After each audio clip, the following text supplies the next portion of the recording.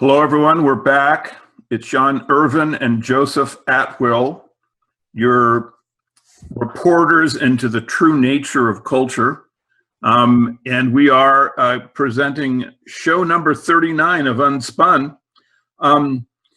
Jan, I noticed that this week you had a rather terse exchange with an individual, having read the exchange, this is Mr. Hager.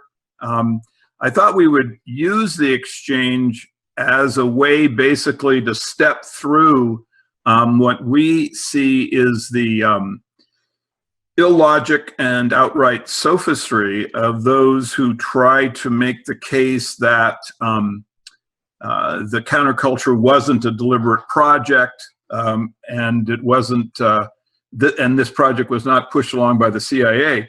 Can you give us a little background about your exchange with Hager, your history with him, so we kind of know where it all comes from?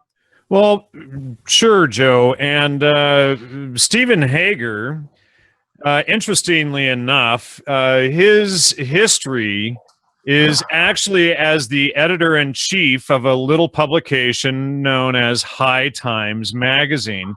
And he was fired or let go from that position 10 or 15 years ago or whatever, I forget. But he worked at HighTimes for a number of years.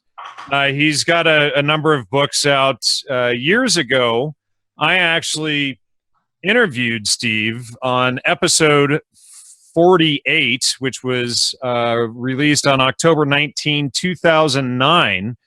Shortly after I got back from my trip in Peru, where I spent a good time in the hospital and read his book actually while I was in Peru. And so Steve Hager was the chief editor-in-chief of HighTimes magazine.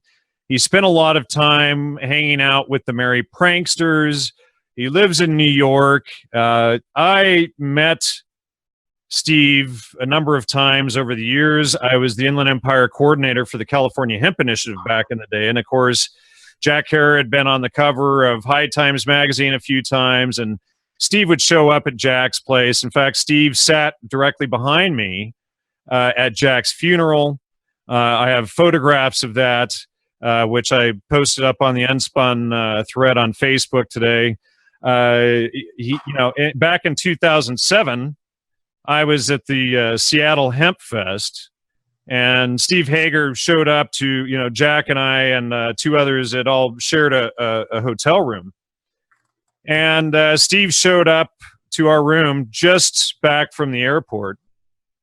And I don't know how he did it, but anyway, I always thought it was interesting that he managed to get a pound or so, maybe it was two, I forget, of the stinkiest, rankest weed you've ever smelled from New York to Washington to Seattle without stinking up the entire airplane, and just showing up at our hotel room, pulling this huge bag of the stinky stuff out of his duffel bag or backpack. But, so Steve is pretty well known. He's been around a long time in the whole movement.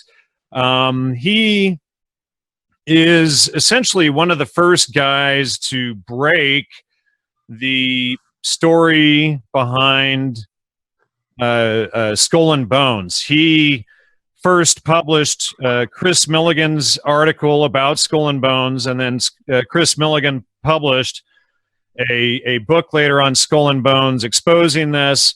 And Chris Milligan is the publisher of Trine Day. And Chris's book, he's the owner of Trine Day Publishers.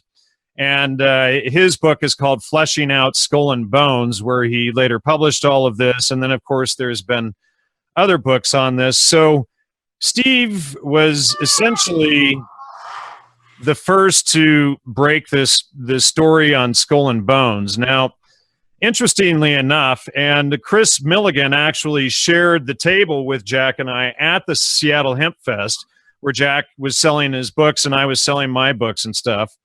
And Chris told me then, and he's repeated to me, he doesn't really keep it a secret, but his father, we've kind of heard this this theme before with Dave McGowan's work, but Chris's father just so happened to run the entire Pacific Front for a little organization we call the CIA.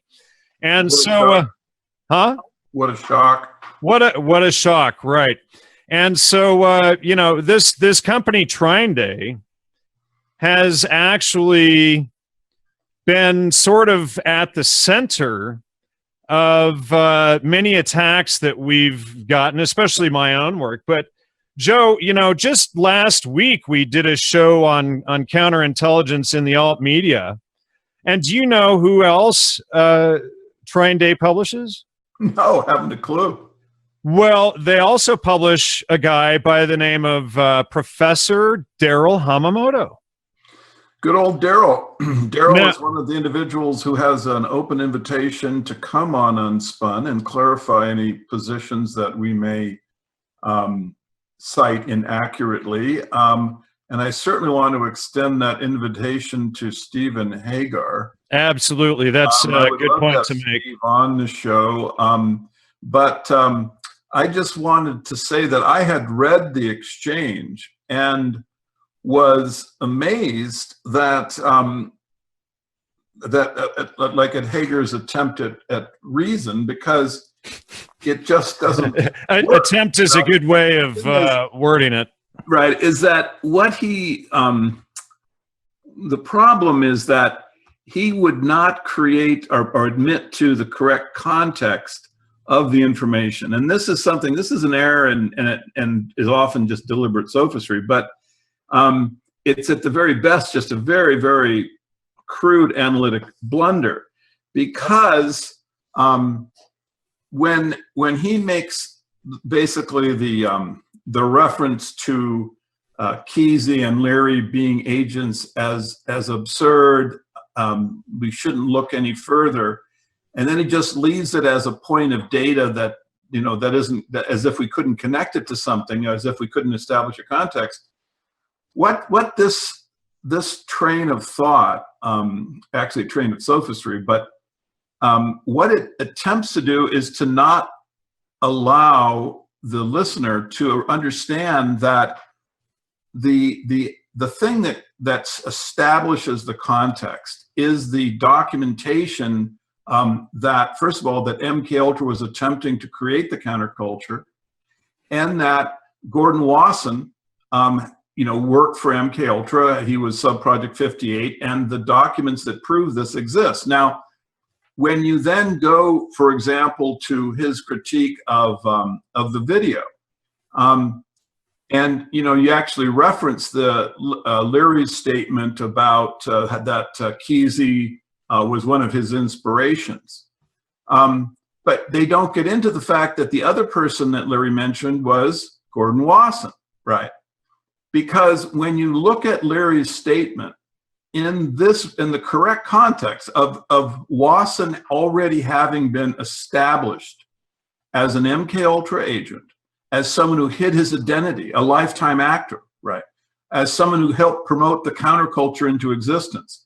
When you look at these attributes, and then you recognize, and then you look at Kesey, right? You now have a context. In other words, the fact that Kesey, which is why I've said many times, that Kesey being an agent is an analytic lead pipe cinch, because it isn't possible for both Kesey and Wasson to have had employment at MKUltra, but one of them was an unwitting agent while the other one was, because both of them went on to establish the counterculture.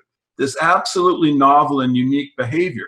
And so absolutely correct. And so the correct context is not to make the case, well, Jan, you're just making this up. You're just, you know, you're claiming that Kesey is an agent. Where's your evidence for this? Well, back up a second. And you know, we were providing the evidence, and he was provided the evidence, you know, and he ignored each bit of evidence and then just said, you know, used ad hominem attacks against me. Right. So it kind of boils down because I'm Jan Irvin, nothing I say is credible is essentially his whole argument. Yeah, that was where that's what it descended into. But this is the point I really want our listeners to be aware of, because there was an individual who was also involved in the thread. His name was Jake Greba. Yes, and Jake posted the thread, and Jake, to his credit, he was sharing our UnSpun 20 episode on the reunion video, right?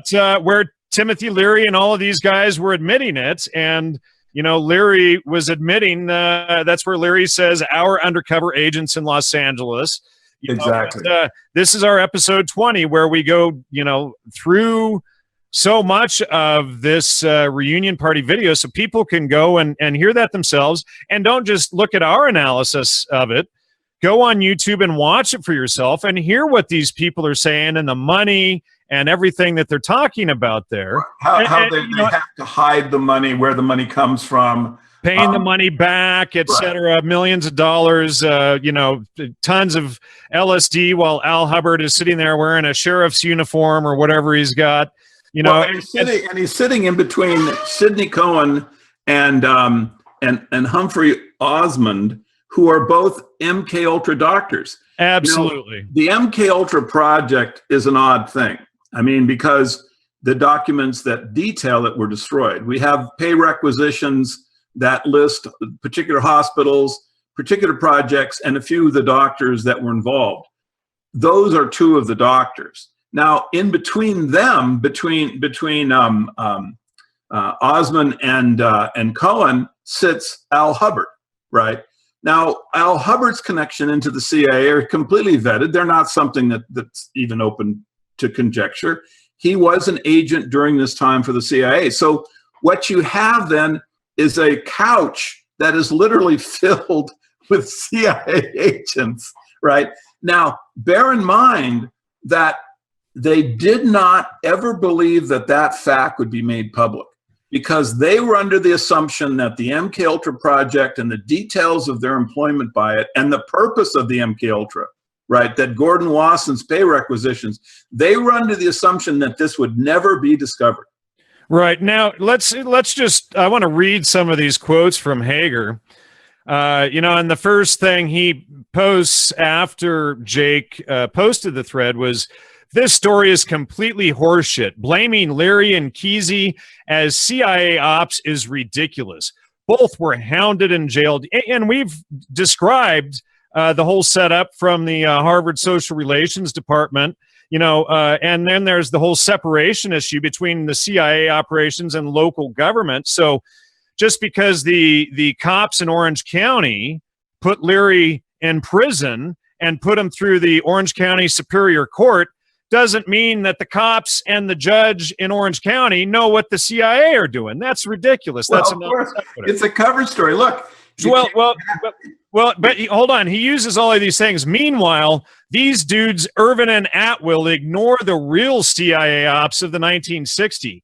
The CIA was manipulating the Weather Underground and creating similar violent black power groups, setting off bombs and killing real activists like Fred Hampton and setting up stooges. Don't fall for this disinfo, he says. Of course, he doesn't cite anything that we say in the video or anything that we present. He ignores the fact that the guys in the video, Leary and everybody, make these statements themselves. Yeah, I mean, that's not a Hager at his best. I mean, that's a very sophist. It's a pitiful red herring. I mean, he just is trying to take us sideways. We could care less about that stuff. We certainly don't dispute any of it. I mean, I've never seen any evidence one way or another in regards to the sure, absolutely episode. Though, of course, they were involved in the Black Power, so-called Black Power movement. That's well vetted, but that has nothing to do with the evidence and analysis that we're bringing forward. And then this guy, Jake, asks if Steve even watched the video. And Steve probably knows about the video. I'm sure he knows Marty Lee and these guys. But he says, do you mean the scary pictures of the devil and hear them talk about how they are interpreting the heavily edited bits of comments by people? And again, people, I've provided the entire video and transcript. And transcript, right? Yeah, every word. So I mean, this is just pitiful. I mean, he's not familiar with the evidence that he's trying to debunk, basically red herring and push out of people's minds. I mean, the fact is, anyone's ever been to your site know that the citations are not only detailed and clear, but you give the public all of the documents and the videos so they can actually reach them. I mean, the whole purpose of the brain is to be able to let people do their own research and see exactly what the documentation is. Yeah, you know, exactly right. So, you know, each of these, he goes on here, don't you have any idea what disinfo looks like as opposed to real journalism? Because this don't look like journalism. It looks like mind control video. Yeah, so this is supposed to be, you know, a critical thinker, the editor-in-chief of HighTimes magazine, the former editor-in-chief, excuse me, he apparently got fired or whatever, you know, claiming that going through and not name-calling and not dismissing facts and looking at what the actual word says is somehow not real journalism, but his sophistry and fallacious spin and name-calling is somehow real journalism. Meanwhile, he refuses to quote or address any single point that myself or Jake brought up in the thread. Now, what's clear to me is Hager's agenda here is to control the, you know, it's always the CIA's agenda to control the conversation, but his agenda is to control the conversation for anybody who might happen to see Jake's thread. So that way, you know, he's, you know, Jan is crazy, Joe is crazy, we're CIA ops, you know, he actually says in there, he tells this guy, Jake, you have fallen for a CIA propaganda op. There we are. I mean, I've been getting a bit of this lately. It's interesting that one of the ways I guess they're trying to confuse the issue is by, you know, calling us the agent, like we're the CIA agents. Yeah. My favorite exchange, and you know, we can come out with our, you know, our pay and where the donations and stuff come from or whatever. I mean, there's no CIA on my stuff, but you know what? I guarantee if we drag Steve's butt into court for slander and libel, he's going to not want to be sharing his pay stubs. Well, actually, I hate to say it, but I have been sending invoices to the CIA about so far like $150 million. I'm asking for them to pay me for clarifying their history. I haven't got a check yet, but when it comes in, I'll let you know. But I just wanted to actually go. Why don't you sit up a little bit so we can see you? You look like a floating head there. Oh well, that's kind of what I am, in fact. Jake, at one point, the following exchange occurred, and Jake said, you know, he's asking Steve. He said, "You're saying that Tim Leary is surrounded by an entire room of CIA agents, the creators of MK Ultra, all on LSD, laughing about payment, cells of agents giving handshakes to Captain Trips." That's Al Hubbard. "Doesn't know anything and is a pawn? I'm not buying it at all. To me, it looks like it admits that he is an agent." Now listen to Hager's answer, because rather than address the fact that when you are in a room full of doctors who are basically part of the MK Ultra project, and you are known to have been involved with the CIA, the very natural assumption is that this is a CIA party, right? That this is CIA individuals all talking to one another. In fact, it's just absurd to argue otherwise, but listen to how he answers. Very interesting. He goes, first of all, he goes red herring. He goes, MK Ultra was run by Sidney Gottlieb. Yep. It was an immense operation involving millions of dollars in dozens of universities, hospitals, and prisons. The Unabomber was a patient while a student at Harvard. Whitey Bulger was a patient while in prison. Yes, Kesey was also a patient, but so were thousands of others. Doesn't make them agents, spooks, or mind control robots. Now, you see, none of the points that that Jake is making are being addressed.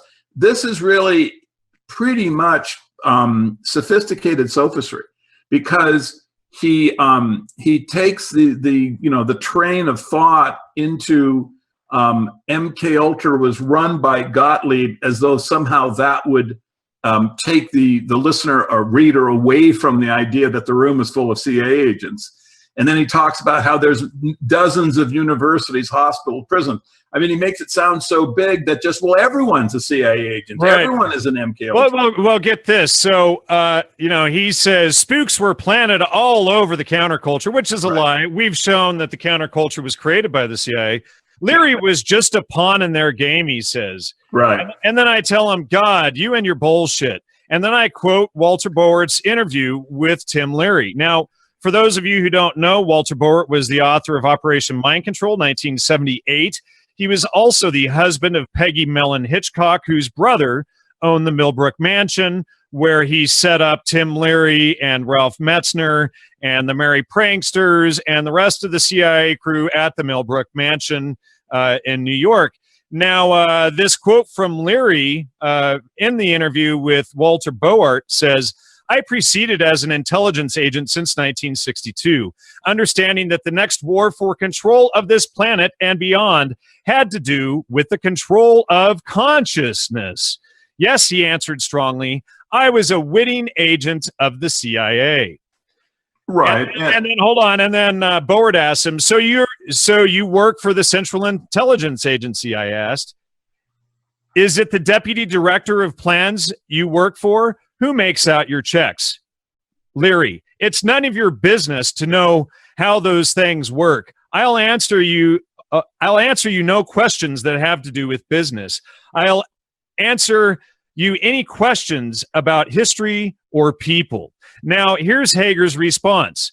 Bowart promoted obvious frauds like Kathy O'Brien. See, what he's trying to do is quizzing the well fallacy. Yeah, like they're he made an error. Well, because he promoted Kathy O'Brien, the verbatim quotes from Leary are therefore somehow wrong, and never mind the very video that the threat is about has Leary admitting that they were all undercover agents. Right. So it's a pretty weak overall effort on Hager's part.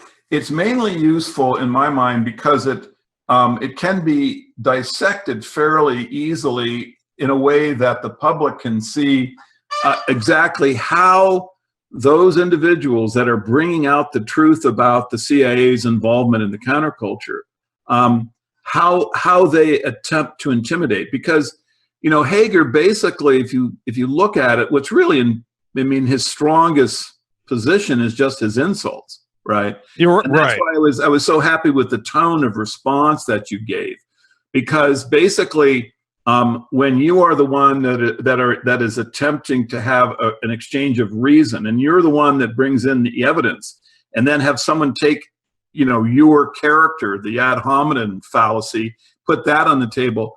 The right response is to be basically stern with the individual.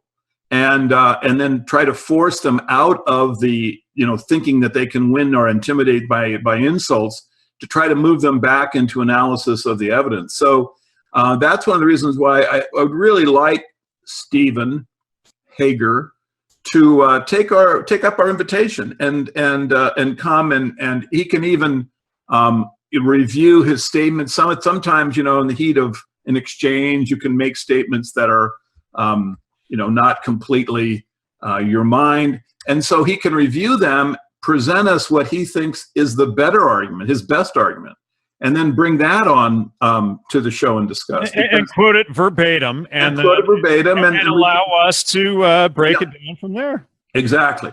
Because I really am disappointed that the list of people that we've asked to come on the show is getting so long. Well, sure. Did we ask Gloria Steinem? Geez, I remember that. You know what? I should say something about this, because we did in last week's show invite a number of people. Jay Dyer did in fact respond. He emailed both of us, and you read the email exchanges, and basically he used a bunch of sophistry, and then I pointed out each of his false claims and statements, and then when I did, I emailed him back. And then his response was that it's not illegal to lie and to make up photo chops and all of this stuff. So he was defending lying, et cetera, admitting that his integrity is not sound. Well, I think that what he was saying is that he has the right to insult Well, He let's. I think. and he was saying that, you know, Well, here's what he said: lying being in error, or making fun of someone, or making memes isn't illegal. Right, and in other words, you know, he's you know, lying, if it's, I mean, it depends on intent. I mean, again, you get into the, you know, right. court. Well, and then he appeals. Lying is one thing, but slander is another. Right. And so the question is does it actually breach, you know, into slander? That's a technical thing that juries have to decide. Right. Well, what Jay Dyer did was he says in the same email, my brother is a Vanderbilt law grad, and one of my public colleagues is also a prominent law family. Wow. That's really intimidating. But, you know, the thing is, with Jay, what I was trying to do is to try to see if we could have a communication about protocol so that the alt media that is legit can stop any kind of infighting. Because I think it's really important that, you know, that the alternative media start now to establish ways to avoid all battles that are in any way possible to avoid among ourselves, because what we really want to do is become a replacement for mainstream media. And so we want the public to have an easy time, you know, transitioning into the alt media. And when you're engaged in battles with other alt media individuals over issues that are not absolutely critical in terms of what we need to give to the public, then in my opinion, it diffuses the interests of the public, and it also wastes time. I mean, just in your case, I hate it when your research time is taken up by sophistry like Hager's. I mean, this just isn't the right use of something as valuable. Well, you know, but you know, going back to my statement a bit ago, Hager's entire purpose of this thread is to control the dialogue, not between him and I, but anybody who might see Jake's thread. Exactly. So in that sense, you know, getting the information out there and laying it out so that others can see it might be valuable, because, you know, Hager thinks he's going to go in there. Well, hold on. Hager thinks he's going to go in there and spin it to the CIA's position. Right. But we've not allowed that to happen. Right. Let me clarify. I was talking about legitimate alt media personalities. I don't know if Hager fits into that category. Well, I mean, I guess HighTimes magazine. I don't have any confidence in putting him in that category. But with Dyer, I do think there's a reasonable chance that he's a legitimate. He's a very good researcher, in my opinion, in many areas. Really smart guy. I would love it if there were protocols that would basically enable us to coexist without getting into these kinds of personal, you know, skirmishes. But I have to say something. When I made that request to Jay about let's create some protocol, let's try to get beyond, you know, the skirmishing, I hadn't seen the insults and you know, that he had hurled against you, you know, talking about your hat and your hairline and all these things, and that was very disappointing, because, you know, that seemed to have crossed the line just in terms of normal, you know, polite. Well, yeah, I mean, well, it makes him look like he's got some serious mental issues or something. Well, I mean, and when insults are going back and forth, it's one. Well, he was photoshopping, and, I mean, he took some of my interviews, like with General Stubberbein. He took the interview with a couple other people completely out of context, and so they created a straw man. Then they attacked this straw man and pretended it was my interview with Stubblebine, and then they all had a roaring good laugh during this interview. And this was one he only, you know, put out 2 or 3 weeks ago. Yeah, and that was sad, because and disappointing, because he focused on Stubblebine as the only evidence that would, you know, bring one to the conclusion that Aldous Huxley was involved with MK Ultra. Right. When in fact he was the Stubblebine. When in fact what had happened was Stubblebine was brought into this understanding because of the research that you had already done into Huxley. Well, I had been researching for Huxley, Aldous specifically, for 3 or 4 years by then, and I had him well mapped out in the database. Absolutely. I knew I had been going to universities. I knew that. Yeah. Well, you had he the was letters. part of this. You had letters that you have published. And in fact, I had started writing a letter on Aldous Huxley's involvement in MK Ultra. I don't, several years ago, but right. And so what Jay should have done is hold on. The article I'm writing is called "Where's Aldous Huxley?" based on "Where's Waldo." Because Aldous Huxley always shows up in all the damnedest MK Ultra places. Right, exactly. But the letters that you cited, that actually specifically the one to Osmond, where he gives him the direction to go down to Florida and to oversee Jolly West's project. Right. This cannot be. It is not possible to get clear evidence of someone involved in MK Ultra, because both Osmond and Jolly West show up on the pay requisitions, right? So they are documented as having been in MK Ultra, and so when Huxley, in his own words, is in a position to make Humphrey and oversee Jolly West. There's the letter. Jan, see this, we're not just making this stuff up. There is Huxley's actual letter. And people can go into the book, Letters of Aldous Huxley. You can pick up a copy for like $4 off of Amazon and look up June 1st, 1957. I don't have the letter number there for that exact one. Most of them have like a letter number, but I could go in and easily find it. But they are in chronological order, so you can use the date to find it really easily. I've actually done some of this on my own. I've gone through his letters and to the different doctors, and then have charted the doctors into the projects and into the hospitals. Sometimes you actually can chart a doctor into a hospital and then you see it into a project. But very often, if you stand back from Huxley's letter saying, okay, he's talking to this doctor, and then you can place that doctor in a hospital that MK Ultra was involved with at that particular time when the letter was written. So there's just so many ways to show that Huxley was involved at an administrative level. I mean, Huxley wasn't participating in MK Ultra, as just an interested enthusiast. Well, sure. He was an administrator. He was moving people around, suggesting the research. And, Joe, and it comes up often. So, you just said that. I want to pull up a study just to show the audience very quickly here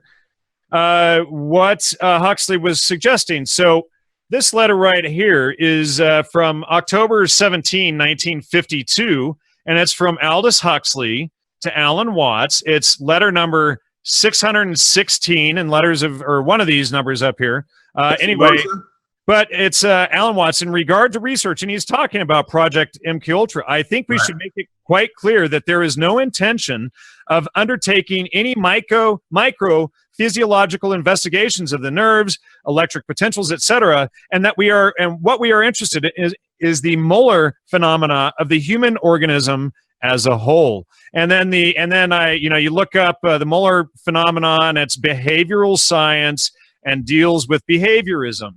And this is exactly what we're talking about, going from the AJC and the Frankfurt School down into the Macy conferences and going into cybernetics and MK Ultra. It's all about behaviorism. Of course. And of course, don't forget the American Jewish Committee, the chapter 23 of the authoritarian personality. Right. Where they actually and Stephen Hager even tried to blame me for bringing, the Jewish Association into this, when it's easily provable that these guys went directly between the AJC.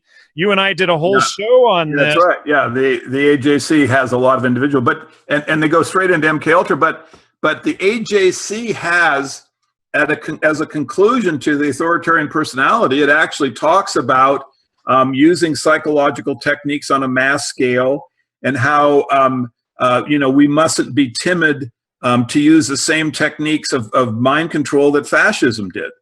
Absolutely. So the idea that a citizen wouldn't read those words, knowing now what we do about MK Ultra, knowing about Gordon Wasson, and not ask the question, right? Not ask the question is really very, very low-level democracy. If our democracy is ever going to work, you need citizens that are not afraid or intimidated by slogans like anti-Semitism. I mean, we need people who will simply follow the analytic path to where the truth is. And when those words are given to a citizen in the context of MK Ultra that so many of these individuals end up in, you must ask the question. You must never let anyone intimidate you or bully you or use sophistry. The question comes right out of the words, their words. And because MK Ultra was hidden from us, because they destroyed all of the actual evidence and details about the organization, it's up to the citizen to step up to the plate here, folks. You see, Jan and I are not coming from some bad place in our heart and, we're secret anti-Semites when we bring up this kind of information. We're trying to stay on an analytic path that is absolutely critical to be walked, because this program, this MK Ultra business, is not a one-off. It's not a one-off. It is something that is structured into our government, and the citizen is not aware of how it is functioning today. The citizen is not aware of what it has accomplished. The citizen is not aware of its relationship to the political reality of our nation. We have to stay on the analytic path and don't let any, bully or clever sophist try to push off the citizen from keeping the walk on that path, because we got to do it.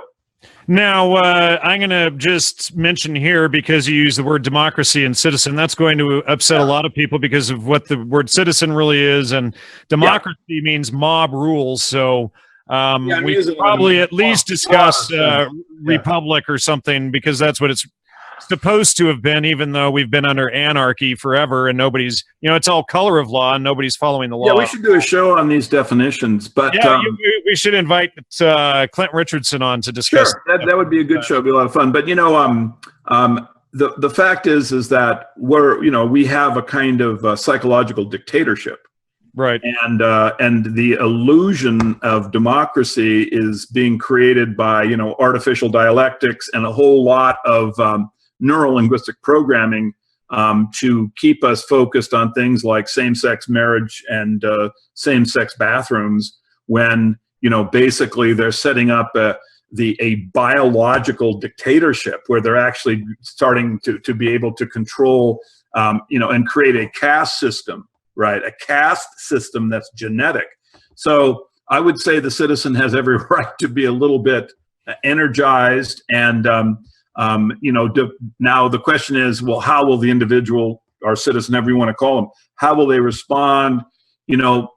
This is down the road. Right now, we have to have more awareness of what's going on. We need basically a fad. We need something that will sweep through our culture like wildfire, so that the people will wake up, so that they will understand that there is a secret society, that does use weaponized anthropology and weaponized psychology, and that when people like this Steve Hager character, when he tries to knock this Jake off of the analytic path, then I was going to say some time ago that it is ideal for those who have a firm grip of the facts to come forward and to strike Hager's sophistry down, so that Jake is given support for you're exactly right.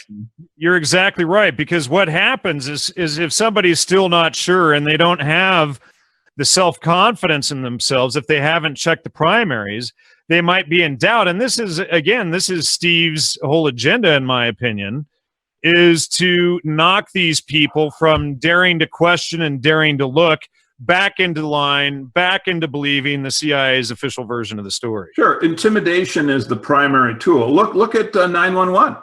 Absolutely. They had this 911 reunion, or whatever they want to call it. It's a commemoration where Hillary famously, you know, stumbled into the van, and this became a huge news story. Well, the real news story is, why were they there commemorating something that was obviously a false flag? Right. Where in that crowd of people was an honest man or woman?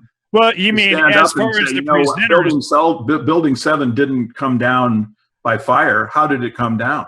Well, I haven't looked at the street to see if there was anybody holding. I don't know either. I just know the you media. know, how did Building 7 collapse, et cetera. But yeah, you know, in general, I agree with your point there. But you know, going back to Hager, he says Irvin claims I talk behind his back. In truth, when he started posting this meme on Facebook, I contacted him and began presenting evidence on Facebook that didn't agree with his assessment of history or counterculture.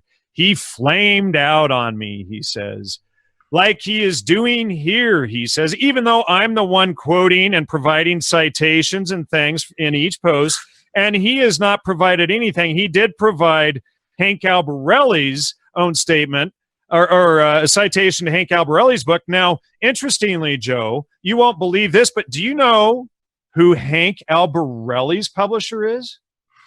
No, I don't. Have no idea. It's Trying Day. And would you happen to know who Albarelli's former employer was? Give me information. Well, Joe, he happened to have been the lawyer for the White House under Jimmy Carter. Right, I remember that. Yeah. Right when MK Ultra was being exposed. Yeah.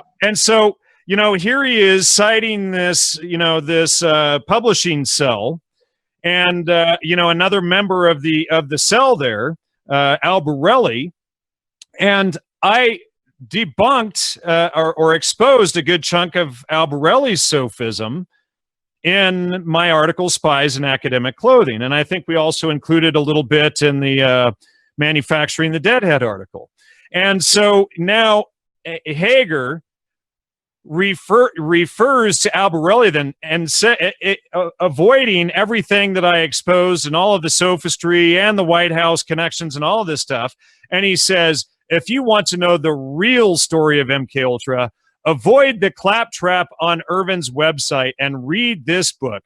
It doesn't share anything with Irvin's disinformation campaign, but is based on real research.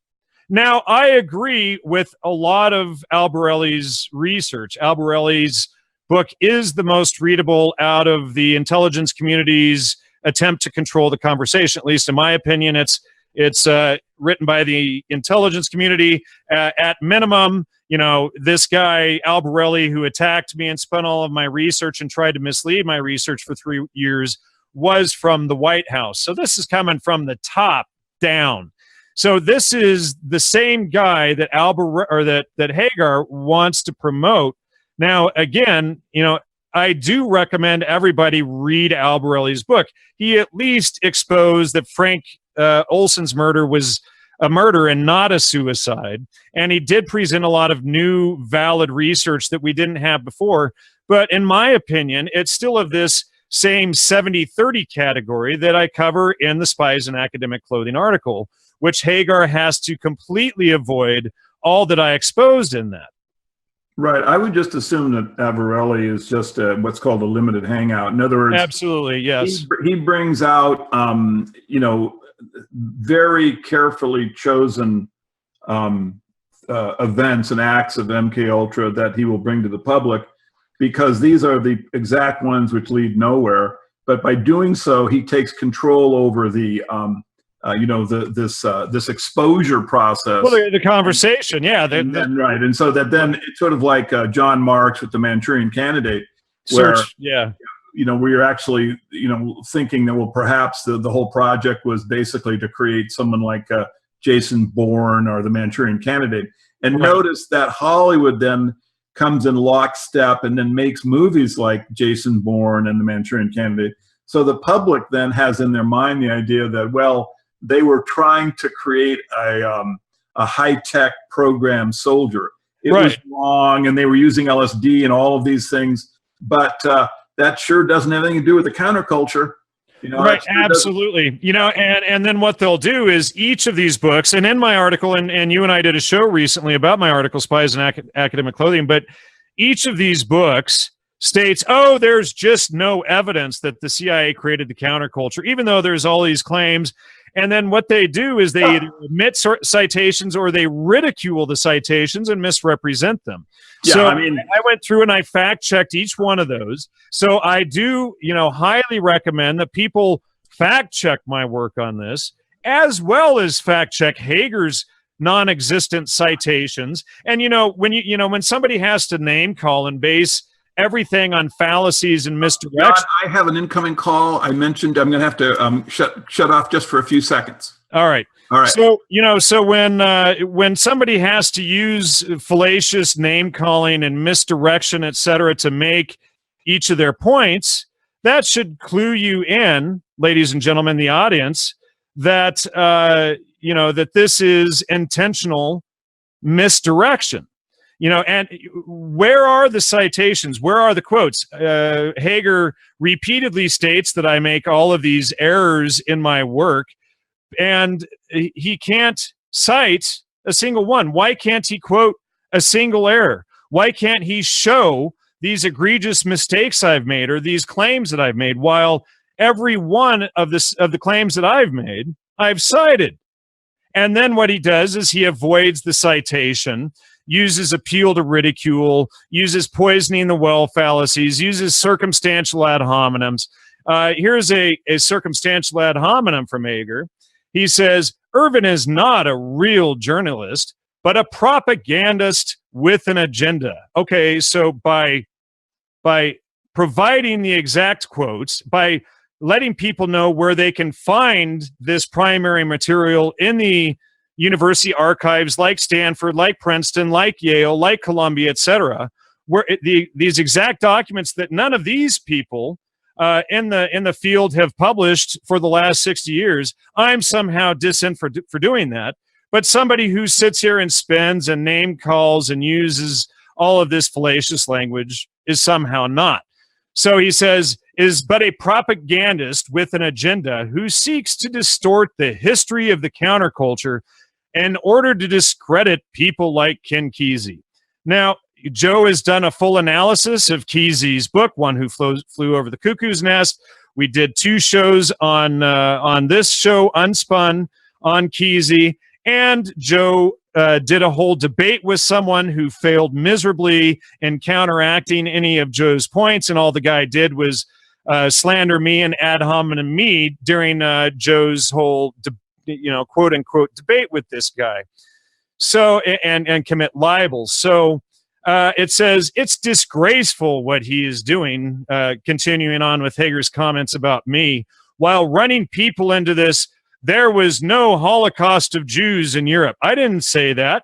Now, what did happen, though, is the Bolshevik Jews in Russia did murder upwards of 60 to 66 million people. Now, this history is negated and not talked about, and it's hugely important. So why not talk about all of the atrocities and not just ones that one group committed, while, doing the whole poor me thing, while the Bolshevik Jews committed far worse atrocities in Russia? That's my only point with that. And then he goes on, and the Rothschilds control everything. Okay, I've never even said that. And then he's acting like it's a quote. I don't get where he's even getting that from. Then he says the same memes deployed by the John Birch Society. So what he's doing is he's trying to use a guilt by association with me, to the John Birch Society, and to Willis Carto. And then he goes on, and 1,000 hate groups. Okay, while he's ignoring every fact, all he's doing is using spin, name calling, guilt by association, appeal to ridicule. These are all fallacies that the trivium method well exposes for anybody who cares to study it. So he says, right, 1,000 hate groups across the globe, most of which are run by Intel. Oh, well, that's a nice admission. Well, he's admitting that the hate groups are run by Intel, really? He completely ignores the real history of the CIA and counterculture, which is an immense study, while ignoring all of the primary research that you and I have done, and using an appeal to ridicule against it. And never mind the immense amount of study that we've done exposing whole new swaths of research that nobody else has dared even touch on for the last 40 some years. And then he says, most of which is yet to be uncovered. And then never mind that we're uncovering all of this. So then he's bashing us for uncovering it, right? Right. He says, I am one of the few who tries to open the doors into this world while he is just closing them. And then he cites Ira Einhorn, who was an heir of the Bronfman family. Right. I mean, it's very interesting, isn't it? How powerful the charge of anti-Semitism is in our culture. You don't have the charge of anti-European having or anti-Germanicism or whatever, having that same kind of power. I mean, if they seem just to be able to make the charge, and that's good enough. If they can make it, then that should just throw it out there, right, regardless of the facts. It's just the hot potato to make the other person react and not be willing to address the facts. Right, and it's interesting because I get the charge now hurled at me quite often, and it's fascinating because remember when I brought out Caesar's Messiah, which showed that the Romans had basically created Christianity as a psychological operation against the Jews. You can imagine what I was being attacked and who was attacking me after that, right? Right. I was attacked by Christians because they said I had an agenda. I was attacked because I was Jewish. People were calling me Jewish because they thought in fact, I was actually called a crypto Jew. Right.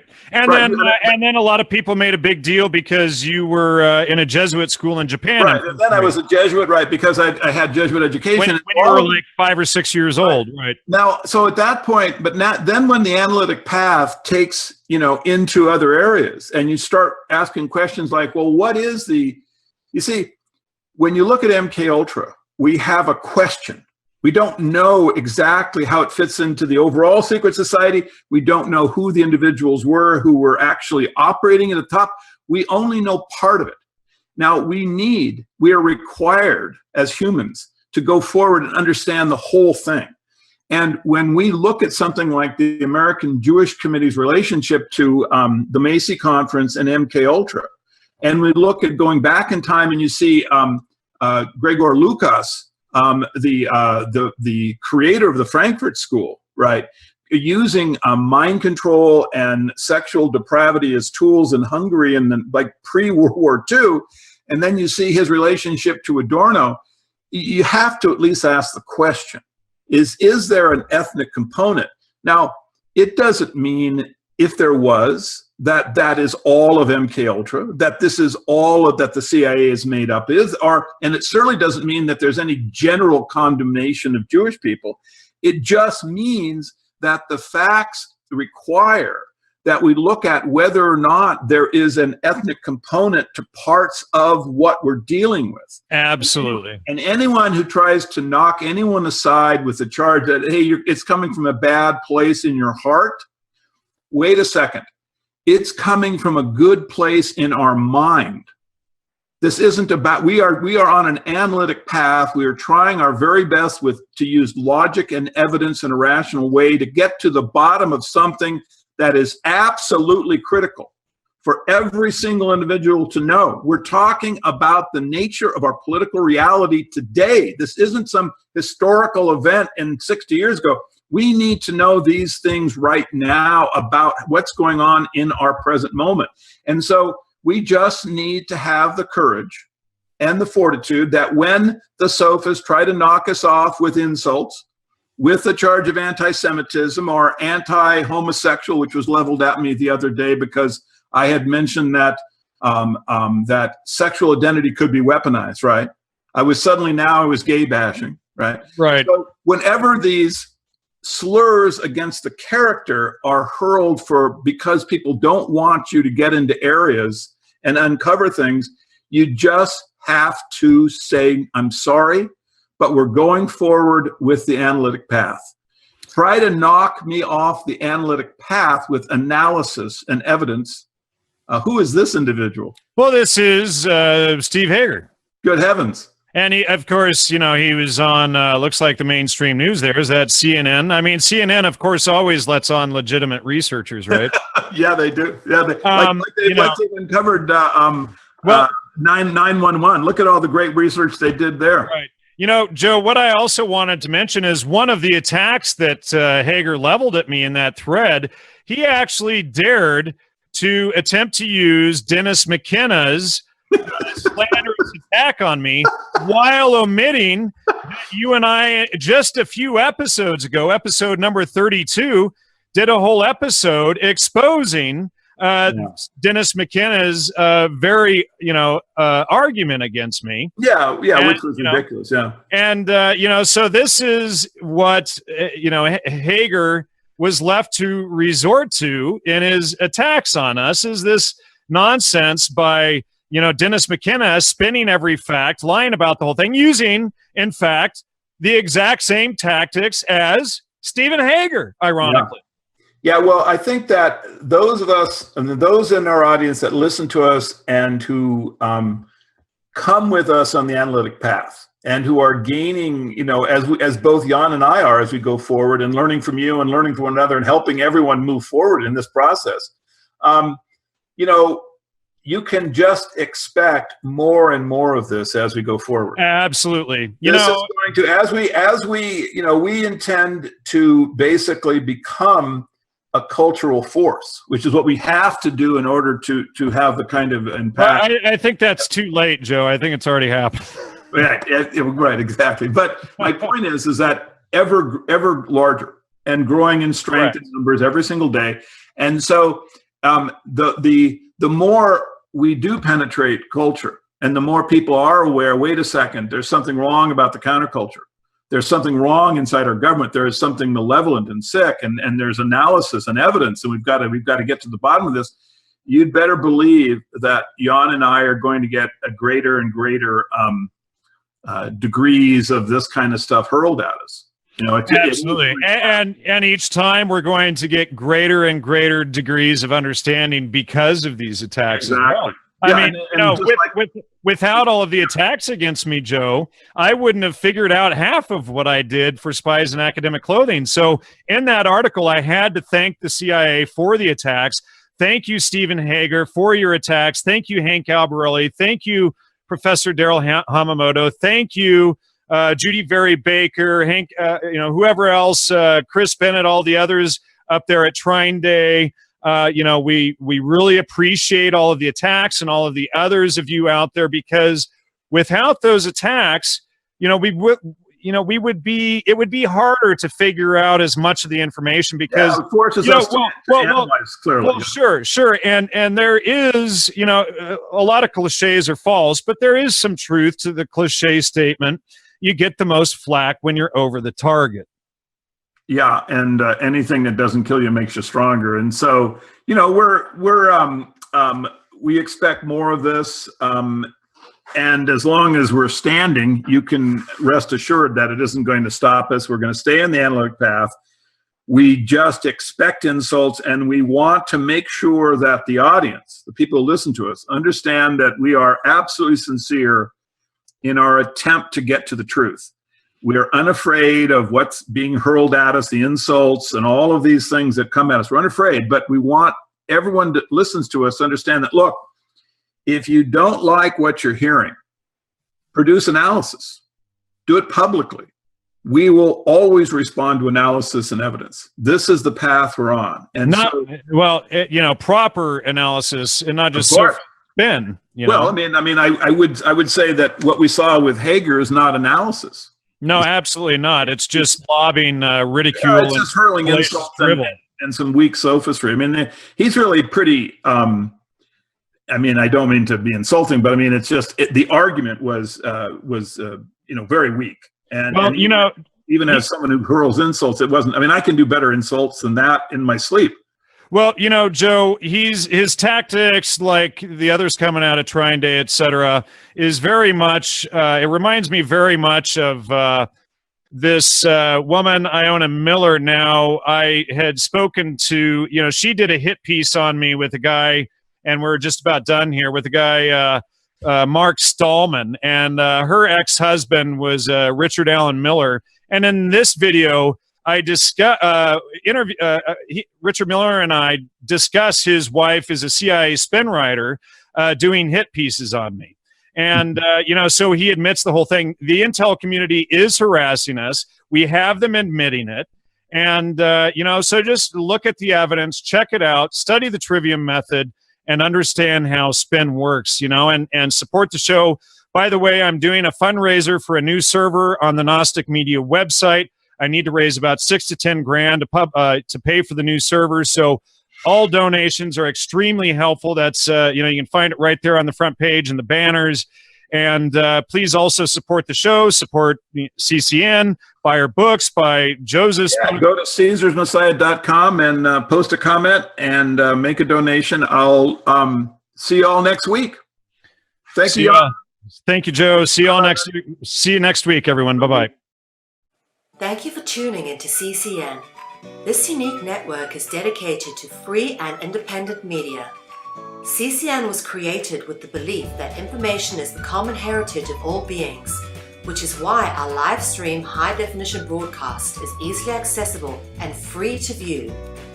If we want to change the world, we must first change the media.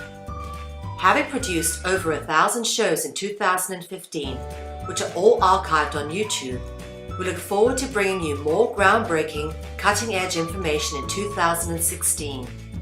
For more information on what is on, please check out our broadcast guide for weekly updates. CCN broadcasts in multiple languages and features some key voices of our challenging times who are all in pursuit of a free, fair, just, sustainable world. CCN belongs to you, the people, and it is up to you all to keep this network on the air. Please contribute to the Network Support Fund or visit the CCN shop. We thank you all for supporting free and independent media.